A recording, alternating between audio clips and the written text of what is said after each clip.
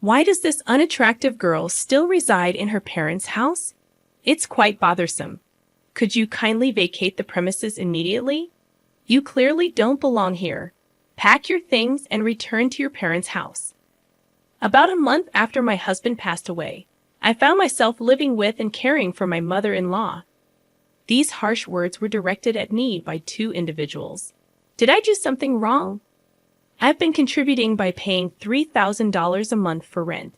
However, if they view me as a nuisance, I'll leave the house as they wish. A month later, an apology came from my mother-in-law, tears streaming down her face. But apologies alone won't resolve the issue. I decided to share a surprising fact with her. It had been a year since I married her son, and we have been living in their house. My husband and I share the love for camping and outdoor activities, quickly bonding and leading to our marriage. Now I was taking care of my mother-in-law, who had been alone since my father-in-law's passing. Her initial animosity turned into gratitude, and we built a genuine parent-child bond. My husband and I had a decent income, and we were giving her $3,000 a month as rent. Despite this, financial troubles arose. My sister-in-law, who didn't live with us, began making frequent demands for money. I intervened when she asked for financial help, suggesting ways to cut expenses instead. My husband, realizing the need for his sister to become more self-reliant, firmly advised her to stop depending on their parents. This created a rift, but my sister-in-law reluctantly changed her behavior regarding money matters. Since my father-in-law's passing, my mother-in-law had been more lenient with money, often granting her children's requests. However, it became apparent that my sister-in-law was exploiting this generosity, demanding larger sums of money. Taking charge of the family's finances, my husband managed the situation. One day, as I went to work, he wasn't feeling well and had gone to the hospital in the morning. At first, I believed it was just a common cold, but during lunch, my husband called, revealing that it wasn't just a cold. They had discovered cancer. The tests indicated that it was quite advanced, and I was told I had approximately a year left to live. His shocking words rendered me speechless, and panic set in as my thoughts froze. After standing still for a while, reality hit me hard, and I rushed to the hospital where my husband was. At that time, my husband still had enough strength to converse normally, but as the treatment continued, his strength diminished. After 6 months, he could hardly talk. 7 months later, struggling to breathe, my husband tried to convey something important to me. The content of his words was surprising and left me in shock. I spent several days absorbed in those thoughts, but a week later, my husband passed away. I couldn't believe it. I couldn't grasp what was happening. However, after his passing, I was busy with a funeral week and settling his affairs. Days passed, and just when I thought I could finally start coming to terms with my husband's death, an unexpected incident occurred. I have something to talk about. Is now a good time? My sister-in-law asked. Of course. What would you like to talk about? How much did you hear from my brother? Actually, I heard that a spot opened up in a very popular nursing home that's hard to get into. Why don't we consider admitting Mom there? My brother is no longer here, and taking care of that old lady must be a hassle for you, right? My sister-in-law's smirk about this topic made my heart clench.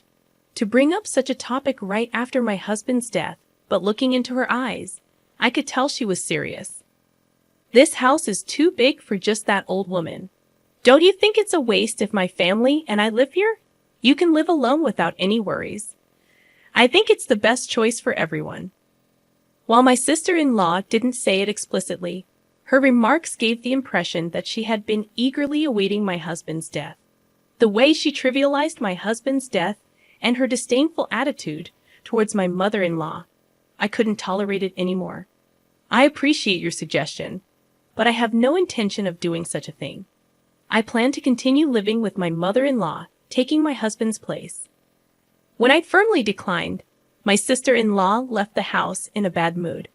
Originally, it seemed she viewed my mother-in-law as a convenient source of money, so her attitude was not surprising. However, I was honestly shocked by her blatant actions. Nonetheless, I had no intention of letting my sister-in-law have her way, nor did I plan to put my mother-in-law in a nursing home. But an event a week later shook my resolve. Upon returning from work, I found my mother-in-law glaring at me angrily, and my sister-in-law smirking beside her. "I'm disappointed in you. I want you to leave this house. How dare you plan to put someone in a nursing home without consulting? What are you trying to do, take over the house?" "No, that's not my intention." "What do you mean? Why don't you just be honest? It was your proposal, wasn't it? You said to put Mom in a nursing home and sell this family home, and suggested we split the sale proceeds, didn't you?" "I never said such a thing." Shocked by this unexpected betrayal, I struggled to speak, but managed to express my thoughts. I was genuinely taken aback, completely unprepared for such forceful tactics just because things weren't going her way. The pain and sadness enveloped me as my mother-in-law looked down on me as if I were worthless. "I don't consider you family anymore. Please leave this house right now," she shouted at me with rage on her face. It seemed my mother-in-law had no intention of listening to me. "Understood. If that's what you want, I'll leave as you wish," I responded. Perhaps my sister-in-law had influenced her, but this was a clear betrayal for me, as I had decided to continue caring for my mother-in-law in place of my husband. I quickly packed my things and decided to return to my parents' home. I needed to find a new place to live and had a lot to do, but being kicked out by my mother-in-law deeply hurt me, so I decided to rest at my parents' home for a while. About a month later, my sister-in-law accused me of withdrawing money from our parents' account without permission. "Is that you? You withdrew money from our parents' account without permission, didn't you? Why is there not a single dollar left in the account?" "Don't say such ridiculous things. Are you calling me a thief now?" "Pretending you don't know. If you keep doing this, I'll get the police involved. Come to our parents' house right now." After saying this, my sister-in-law abruptly hung up the phone. Caught in someone's conspiracy and now being accused of theft, I had had enough. I had anticipated issues with the mortgage of the family home. There must still be several years of mortgage payments left unpaid. Honestly, I didn't have the time or energy to deal with my sister-in-law. I wanted to cut ties, but I had reasons why I couldn't. There was still a truth I had to reveal. With a heavy heart, I immediately headed to my in-laws' home. Just like the day I left, my mother-in-law glared at me, and my sister-in-law was there too, giving me the same look. Did he steal money from the house or withdraw it from the account? "I don't know, but give it back quickly. You both were working, right? So, there must be a significant balance, right?" "What are you talking about? There's nothing left of my father-in-law's inheritance. We've been covering all the living expenses and rent. Do you think the inheritance would cover everything?" "What, really?" My words left my sister-in-law looking at my mother-in-law in surprise. It was clear that there was an understanding between the two.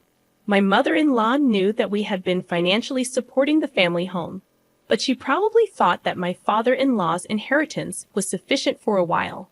However, the actual situation was quite different. Maybe in this situation, isn't my mother-in-law the victim? Mother-in-law, it was your daughter who was misusing father-in-law's inheritance, wasn't it? At that moment, my mother-in-law's expression changed dramatically. There was an air of confusion, as if she couldn't grasp what I was saying. But I never lied to deceive others. The attitude of my sister-in-law made it clear that what I was saying was true. Her expression changed the moment the inheritance was mentioned, even though she had been glaring at me sharply before. "I've seen through the schemes you've been plotting and the misdeeds you've been committing. Actually, my husband revealed to me that since we started living together, he took over managing the household finances. He noticed a significant decrease in the inheritance supposed to be received by my mother-in-law, and he found it abnormal. Moreover, my sister-in-law's frequent and unusual financial requests seemed suspicious to him, so he confronted her. It turned out she had withdrawn cash from the inheritance without any permission. She was actually stealing. "Wait, is that true?" My sister-in-law stammered in confusion the moment I revealed the truth. My mother-in-law's anger immediately turned towards her.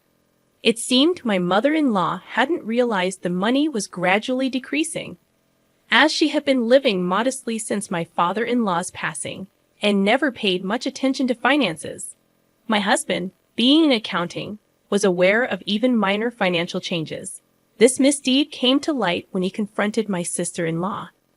Yet, for my mother-in-law, her daughter remained precious, leading my husband to keep it a secret under the promise of repayment.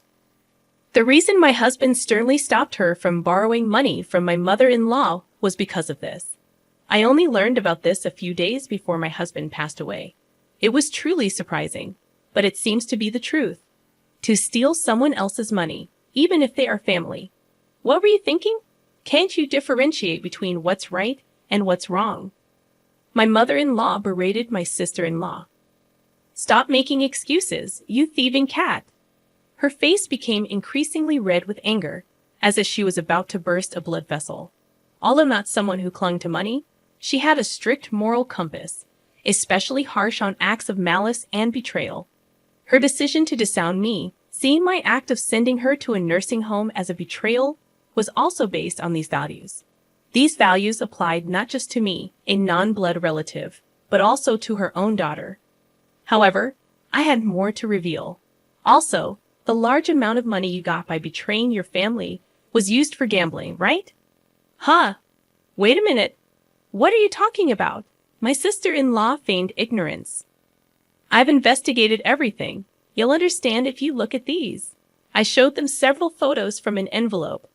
Pictures secretly taken by my deceased husband, clearly capturing my sister-in-law entering and exiting a casino. Your husband works for a foreign company, and you should be financially comfortable. My husband always wondered why you were so desperate for money. The investigation unexpectedly revealed your gambling addiction. Tell me, how enjoyable was it to gamble with someone else's money? What is this? This is called stalking. This is no joke. You're calling others thieves, and now this. And there's something else I need to tell you, mother-in-law. It was your daughter who suggested sending you to the nursing home. You know what? Finally, I've reached this point. It's time to reveal everything and then bring this to a close. My sister-in-law's true nature, previously unnoticed, was revealed through this incident. This should make my mother-in-law realize that blaming me was a mistake. Additionally, my mother-in-law was also manipulated by my sister-in-law's schemes. With the truth out, she should understand my position. I'm not sure if this will be conclusive evidence, but I want you to see this, I said, presenting my mother-in-law with the text messages between me and my sister-in-law. The history showed my sister-in-law sending me numerous links and nursing home suggestions, serving as evidence of her scheming. Were you really planning to abandon your own mother? That's not it. It's all a misunderstanding. Please just listen to my side of the story. My sister-in-law pleaded. It seems you plan to kick my mother-in-law out and live here with your family, right? This house isn't that old. It's still perfectly livable. Who was it that was thinking only of themselves, trying to take everything? Can you think about it calmly for a moment? As I spoke, my mother-in-law seemed to grasp the situation. She then looked at me sadly, as if she knew what she did was wrong, and turned her angry voice towards my sister-in-law. How selfish can you be to repay kindness with betrayal after all this time thinking of you as family? How do you see me? Don't mock me. Wait, just listen. There's a huge reason for this. At that moment, a loud noise echoed from the hallway, and footsteps followed as my sister-in-law's husband entered the room. Sorry I'm late. Got caught in traffic. It's okay. Oh, mother-in-law, I hadn't told you yet, but I asked him to come. I left the house key open so he could enter any time. Surprised by the sudden appearance of my sister-in-law's husband, both were taken aback. I explained the situation, and they quickly understood this issue wasn't just between me and my mother-in-law. It also affected my sister-in-law's husband. My sister-in-law's husband could easily access his salary and savings, raising further suspicions as she had been embezzling my mother-in-law's money. I had spoken to him in advance and arranged for him to hear the conversation via phone. I've been listening from the start.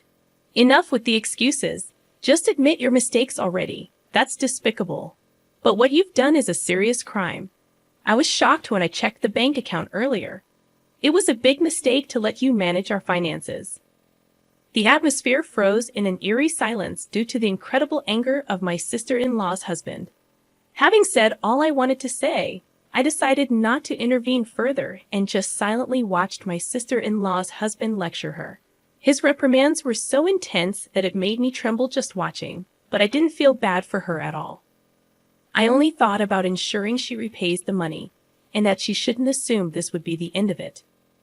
The lecturing continued for a while, and eventually, she knelt down to apologize to both me and my mother-in-law before leaving. According to my sister-in-law's husband, he had left the management of their household finances entirely to her, thinking they were saving and increasing their savings by cutting back on expenses. However, it turned out she was gambling away all the money saved. As her gambling intensified, she eventually incurred debts on her credit cards and began stealing money from my mother-in-law to pay it off. The total amount she owes from various sources is now more than what she has stolen from her husband and mother-in-law. Her husband, upon learning about this, decided to divorce her but plans to make her work to repay the full amount for the money she stole and the child support she misused. Until then, he had no intention of divorcing her and was constantly monitoring her behavior, hoping for her to change herself. It seems tough days are ahead for my sister-in-law. Later, my mother-in-law apologized to me for the misunderstanding, and we still meet for tea about once a month. Now that my husband has passed away, I want to maintain a good relationship with her, the mother who gave birth to him,